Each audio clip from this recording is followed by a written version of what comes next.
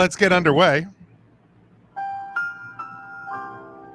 All right, we will look back, and I'm sure the other two, as they come crashing into the party, will join us as well in this. But we, as we do each week, we look back at the past weekend in the football world, and we take care of what did we learn this past weekend. So, Sean, I'll start with you this week. What did you learn this past weekend? I learned, and we all saw that he wasn't the same as he was early in his career. But I saw and I learned how far Deshaun Watson actually fell. I learned watching Jameis Winston stretch a field and use all his receivers without. I mean, I thought they were going to really lean on the running game with like a three-headed monster, and they didn't really. Obviously, you're against a team that can score points. They needed to have a game plan to put some up, and Jameis brings an element to the position that should allow those receivers to excel and get spread out and move a defense around and get the safeties out of your face. And it's just, I think you watched Deshaun, and there were little sparkles of some touchdown drives here and a big play there, and you're like, well, maybe he's turning around, and not even close. Yeah. The jump from Deshaun Watson to Jameis Winston was substantial, and you saw life. You saw life on the sidelines. You saw life on the team. The defense was excited. Everyone was excited. The Browns fans forgot how poor their record is and were just enjoying the show. And I know one game's early to say it, but obviously down here in Tampa, Jameis still has a pretty good following. No one here, all the turnovers, everything. No one has a bad thing to say about Jameis Winston here. I mean, he was a good guy in the community. He was a good guy on the team. And I told a few of them, I said, I'm not counting any chickens here, but I think the Browns give Jameis an opportunity with the weapons he has for this to hypothetically be almost like a Geno Smith, Sam Darnold kind of scenario. Now, it's a little late for this year, probably. But I think if he does well in that offense and you get a chance to just cash out on Deshaun Watson and finally like, hey, look, we signed this guy too, for pennies. He might get a chance to get paid here. So I don't know. I'm not going to say I'm predicting the Browns to pull off a wild card berth or anything like that, but nothing's out of the question. And I think they're going to. I wouldn't want to be fighting for a playoff spot and have the Browns on my schedule the next few games. I don't know how you predict it, and and Jameis may crash back to earth in a week or two. So yeah, I mean, but it definitely showed the lack of a Deshaun Watson and what Deshaun Watson, how far he has fallen. Yeah, I mean, I think part of it is just the kind of breath of fresh air to the franchise that the quarterback switch caused. There was some bad coaching decisions on the opposite sideline for Baltimore in some critical moments as well. But yeah, I mean, the stadium there was live. The thing I don't know, and I'm sure if there's Browns fans out there that or writers or anything like that probably know the answer much better than I do, is I don't know what like the buyout situation looks like, because I know like the contract's guaranteed. And Kyle, I don't even know if this is something that Kyle and EJ now jumped into the show here. Kyle, I don't know if you know the answer, but like I don't know what that situation is, whether like if they can just buy him out and eat the contract, or it would be reminiscent of Russell Carrington Wilson. I forget the exact number. I see Byrne and EJ tapping away furiously, but I don't know if you're finding it or not. But the punchline's this: it would be something like that, right? That's actually a point that I've made not only on the Duval Dive or the Student of the Game podcast, or even my guys at the Barking Browns, that Russell Carrington Wilson and the Broncos have set the table for eating a contract. And guys, gentlemen, there's a reason why this one's called the worst in sports history. Sean, notice I didn't say football. I said sport. Oh, yeah. History. But yeah, that's a great point too. But let's put it this way. It comes down to you change from the dude that had the chance to come back and be a hero versus the dude that couldn't handle being the villain. Of course. So, according to Sports Spotrac, the cap hit he has is $27,942,000, aka 10% of the cap hit. If they were to let him go, his dead cap money would be over $200 million. I mean, I think if Jameis is doing well, like if Deshaun Watson comes back and is healthy and Jameis is playing well, or even at the very least giving them a chance to be in ball games, I think that Deshaun Watson becomes the most expensive backup of all time. Yeah. Like, you can't cut him. He's just going to sit there. And if a team ever wants to reach out and trade for him, I would trade him for nothing. But no one's going to. So he's just going to have to accept that like this may have been his last job. It's well, I think that was going to be true anyway, Sean. But the I think the big piece that we need to consider here too is how injured is he? How much money can the Browns or how much cap room can they recoup that way? And that's to where it gets a little tricky for me. Right. Go ahead.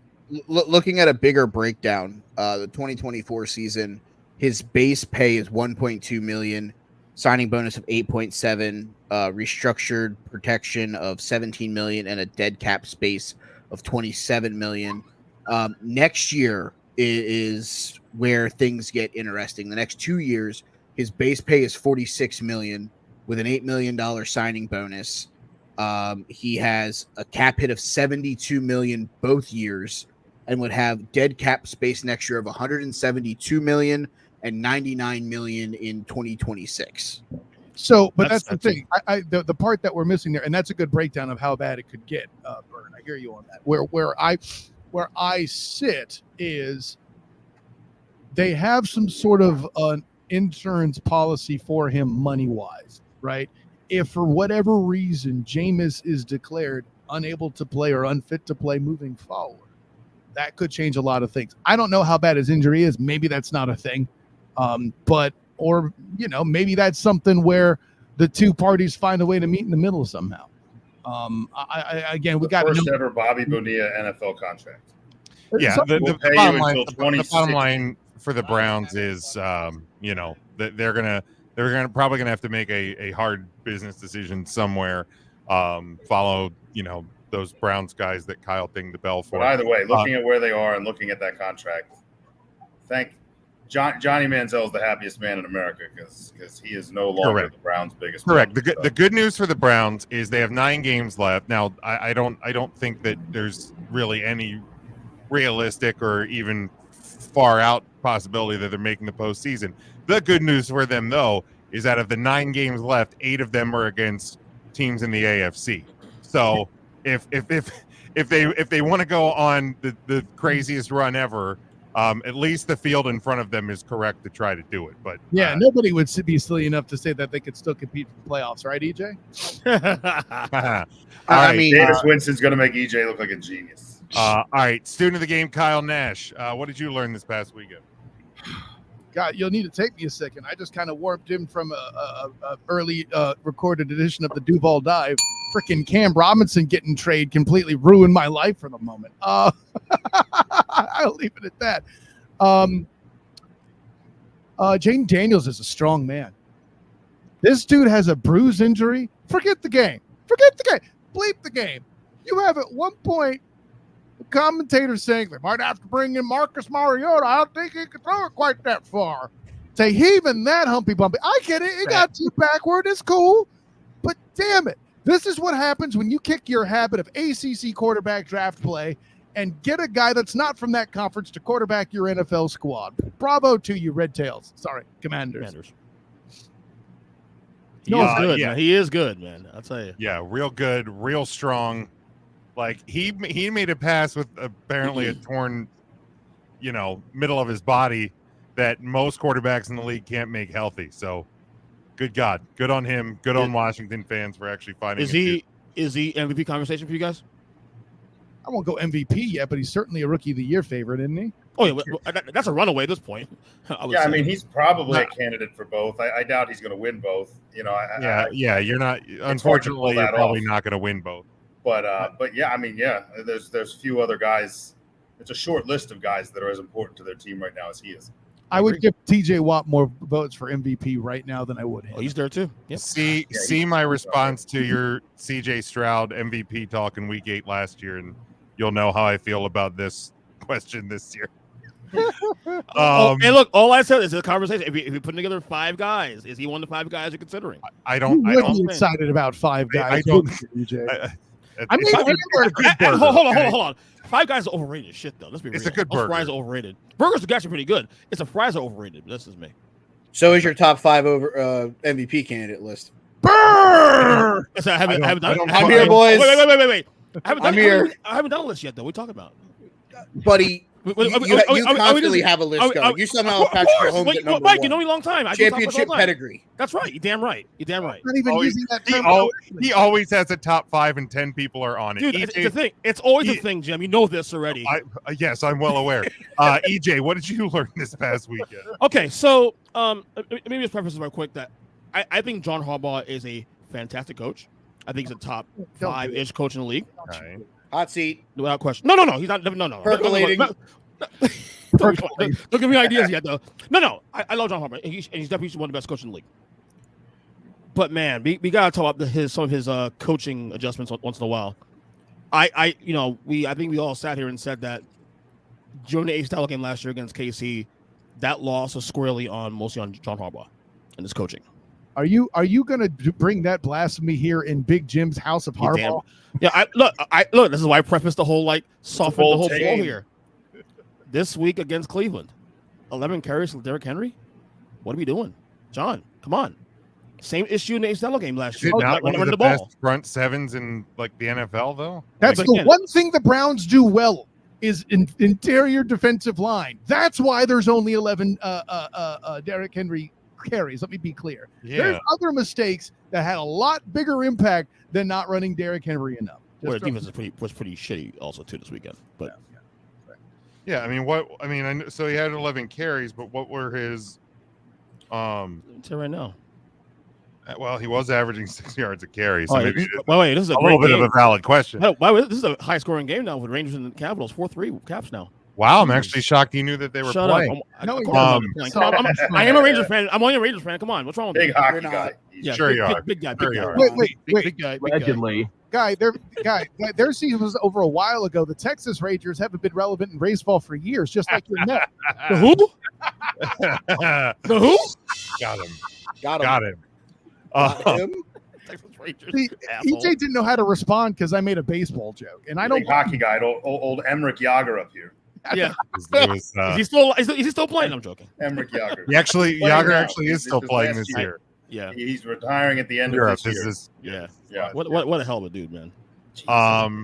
Yeah, I mean, look, there are certainly times where, I have a couple of friends that are diehard Ravens fans, and they at times they have a love-hate relationship with John Harbaugh because, yeah, he is a hell of a coach, one of the best in the league, and continues to get that team at least in a position to make a run. And it's been obviously been a couple of years since they made one, but yeah, there are definitely points where you go, what the hell are we doing And here? I will say, Jim, he even with only 11 attempts, Derrick Henry did have 73 yards.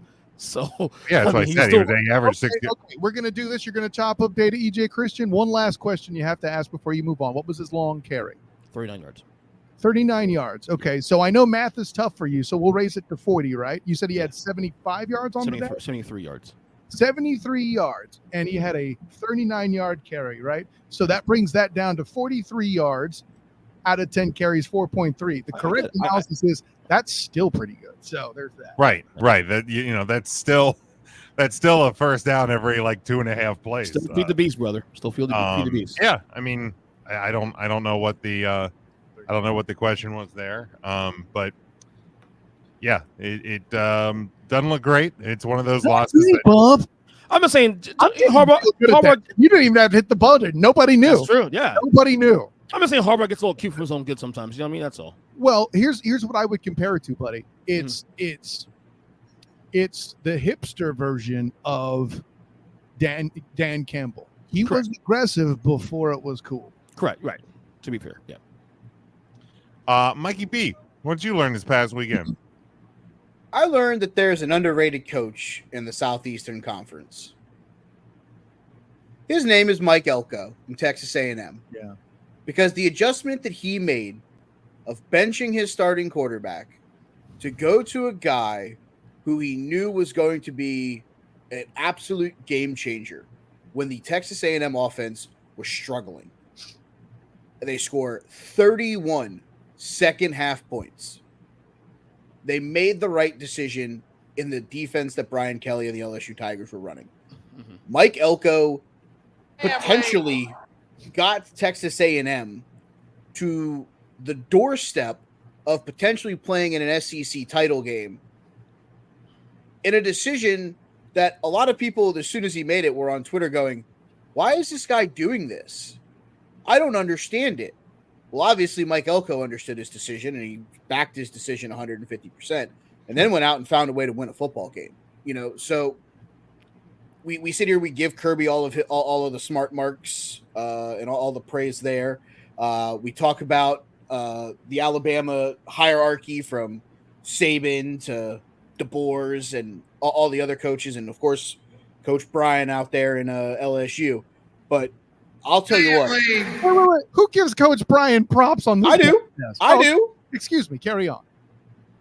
So what I'll say with that is, while we give some coaches in the SEC maybe too many flowers, I'd like to give flowers to a guy who made a game-saving, season-saving, and potentially SEC title game appearance decision that some coaches may be uncomfortable making. Remind me, Elko was the guy that had Kentucky successful for a little bit too, right? Because I know I've covered him in a bowl, but and listen, I will sign off on what you're doing. Is you're kind enough to research my question on your take for me while you're having it. Burn, you're just awesome that way. He was the head coach at Duke from Yeah, he was 22 to Duke for 2 years. He 23. was an assistant at Notre Dame. That's what it was. It was, yeah, I got the blue and white mixed up. I knew I covered him at some point. But the punchline is, I was more impressed with what he did at Duke, for sure. The only comeback I would have is, was it right to change the quarterback? All you points you make are valid. But if he's such a great coach, how come that wasn't the starter from moment one is the fair question. Well, it's because of what LSU was doing defensively. Okay, so you think he was responding with the quarterback for that game? Correct, because of the mobility that the quarterback that he brought in gave them. Now, Because listen, that would imply the Bayou Bengals have had problems with running quarterbacks, and I just don't think there's any evidence to support it. even he can't get that one out. That's the joke. Yeah, because the starter for them, Connor Wegman, 6 of 18 for 64 yards. They brought in Marcel Reed. He only went 2 of 2. He threw for 70 yards, but it was his legs. 9 carries, 62 yards, and 3 touchdowns. It's almost like they decided to abandon the pass altogether. At this And rate, turn I back want the clock. UCF to play LSU. Boom. Yeah, really. Yeah, it was a heck of a decision, and one that was obviously a huge game changer for the Aggies and for the SEC and for the top part of college football, which obviously we're going to talk about here in a little bit, and it kind of leads Mike into my what did I learn, and like this new era of college football that we're now 9 weeks into is gonna kind of, it feels like, keep us guessing each and every week, because I think one of the big questions going into this season was are games going to matter, how much are games going to matter, and playoff matchups, and and all of these questions. And each week, even when there's a week, it's like, man, this doesn't seem like it's going to be that crazy. And yeah, we've been proven very, very wrong on all of those. And it just seems like the thing that I find most fascinating in this, again, small little pocket that we have of this new era of college football is the fact that, with a 12-team playoff, I feel like a lot of teams are playing like almost playing a little bit looser, because like in the past you would see there was so much important on every down, every minute, every second of every game, because if you lost, depending who you lost to, when you lost to, how much you lost by, it was catastrophic. Where now it's like, all right, cool. We may have had a bad week, we may have slipped up a little bit, but like we're kind of right back in the hunt now. As we start to transition to November, and the further we get in November, I think the tighter the games are going to be. But earlier in the season, I think we're kind of seeing these decisions of maybe I'm going to make a quarterback change. Maybe I'm going to try this a little bit differently in this game, in this moment, in this situation, because, let's see if it works. If not, we lose, probably still going to be alive. And I think, I feel like it's really kind of made a very compelling college football product this year. Well, and listen, who am I to argue with you, Jim? What was it a few weeks back? I had my own Lewis Black channeled version of this very same rant. But you like that you put in that positive spin of not and somebody's dead off of one mistake. And I think that's the best thing for all college football fans. I know there's going to be already teams that will point to a certain game, like, good God, why didn't we listen to Joel Klatt beat maybe like we were supposed to most assuredly do? And rightly so. G5 Vengeance and all that. But, or I think a better example might be Nebraska or something like that, But whereas that's a bad example. They're not even ranked anymore. Punchline's this. A team like Alabama is still in the mix even after losing to Vanderbilt.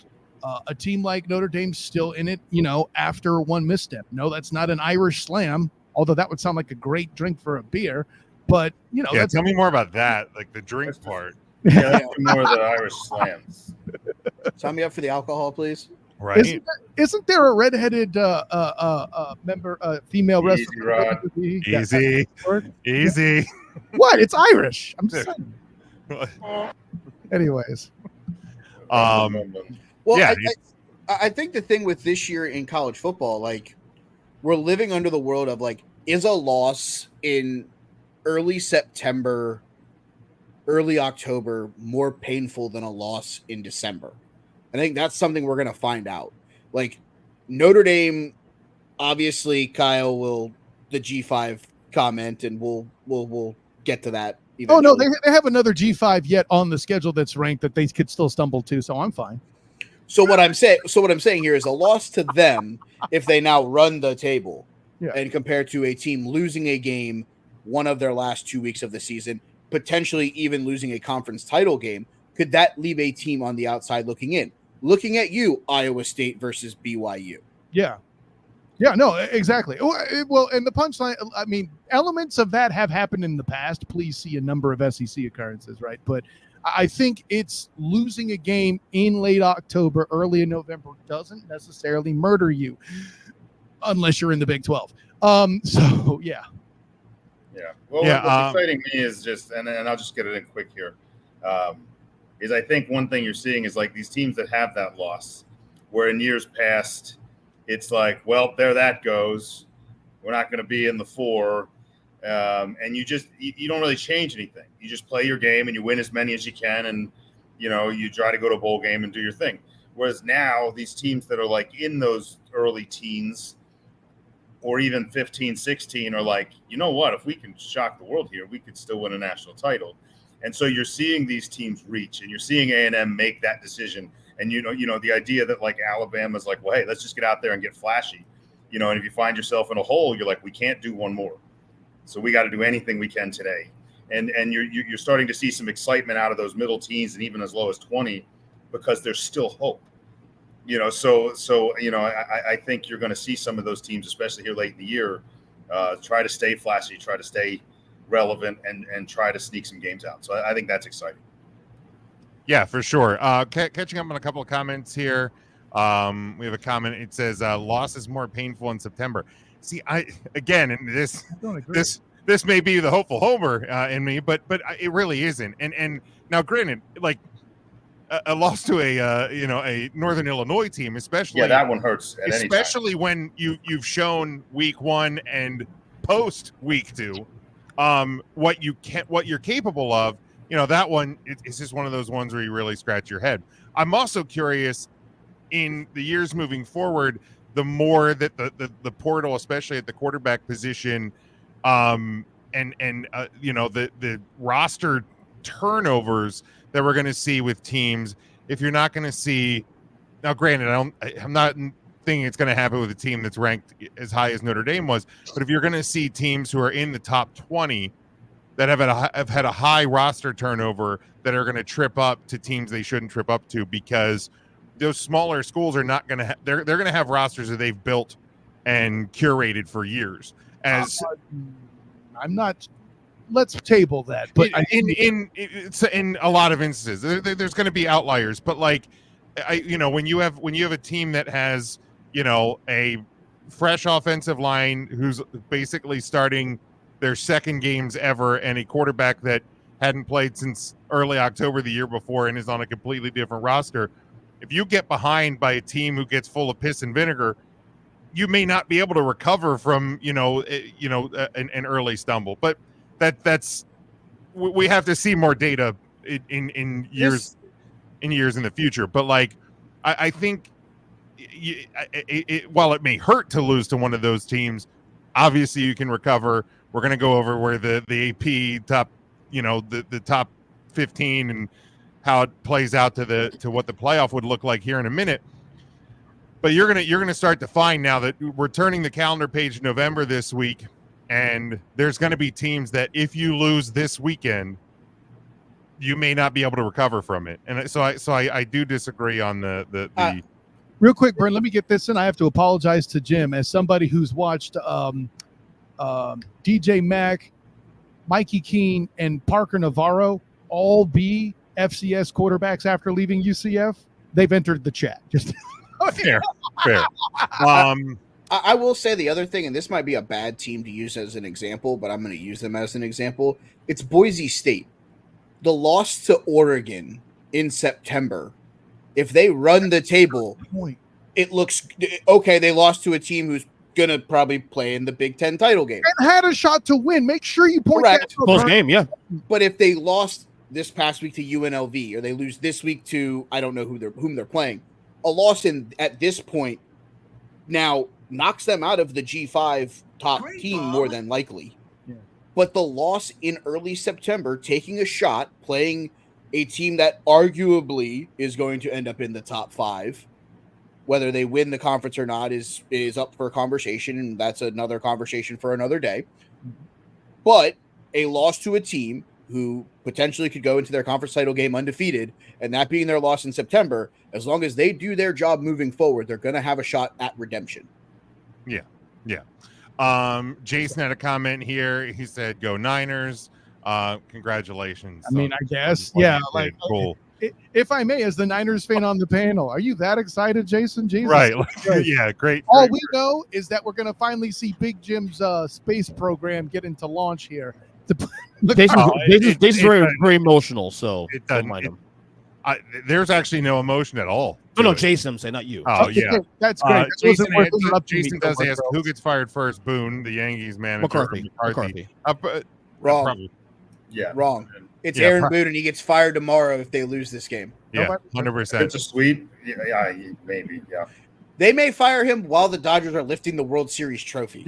Like you may have breaking news. They're just yard sailing his office in Yankees. They're just throwing shit to fans. Yeah, they lose tonight. Breaking news while Freddie Freeman gets the MVP trophy. Aaron Boone out as manager of the New York Yankees. They do the manager interview and they just walk someone else up.